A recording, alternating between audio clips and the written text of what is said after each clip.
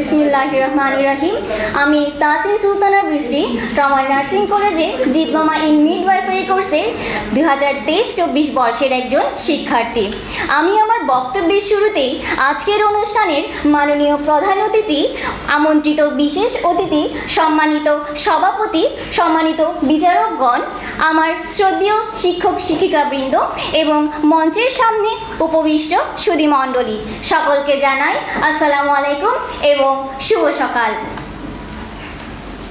রোগীর ব্যথা তারই ব্যথা, সারা রাত জেগে থাকা, মায়ের মতো কোমল হাতে সেবার পরশ বুলিয়ে রাখা। জি হ্যাঁ, আমি নার্সদেরই কথা বলছি। প্রিয় শ্রোতারা, আজকে আমরা আলোচনা করতে চলেছি চিকিৎসা সেবায় নার্সদের ভূমিকা নিয়ে। নার্সরা স্বাস্থ্যসেবার একটি অপরিহার্য অংশ, যারা সরাসরি রোগীদের সেবা দিয়ে তাদের সুস্থতার জন্য নির্লসভাবে কাজ করেন। তবে নার্সদের ভূমিকা শুধুমাত্র চিকিৎসকের সহকারী হিসেবে সীমাবদ্ধ নয়, বরং তারা রোগীদের যত্ন, মনোবল বৃদ্ধি, শিক্ষা ও সমাজ স্বাস্থ্য সচেতনতা সৃষ্টি করার মতো গুরুত্বপূর্ণ দায়িত্ব পালন করেন। আজকের এই বক্তব্যে আমি নার্সদের ভূমিকা নিয়ে বিস্তারিত আলোচনা করব। নার্সদের সবচেয়ে গুরুত্বপূর্ণ দায়িত্ব হলো রোগীদের শারীরিক ও মানসিক যত্ন নেওয়া। চিকিৎসকরা নির্দিষ্ট চিকিৎসা পরিকল্পনা দেন এবং নার্সরা এই পরিকল্পনা বাস্তবায়ন করেন। তারা রোগীর শারীরিক অবস্থা নিরীক্ষণ করেন, সময় মতো ঔষধ দেন, ইনজেকশন, স্যালাইন এবং প্রয়োজনীয় অন্যান্য চিকিৎসা সরঞ্জাম ব্যবহার করেন। এছাড়া তারা রোগীর অবস্থার উপর ভিত্তি করে পরিবর্তনশীল অবস্থা সম্পর্কে চিকিৎসককে জানান এবং যথাসময়ে প্রতিকারমূলক ব্যবস্থা গ্রহণ করেন।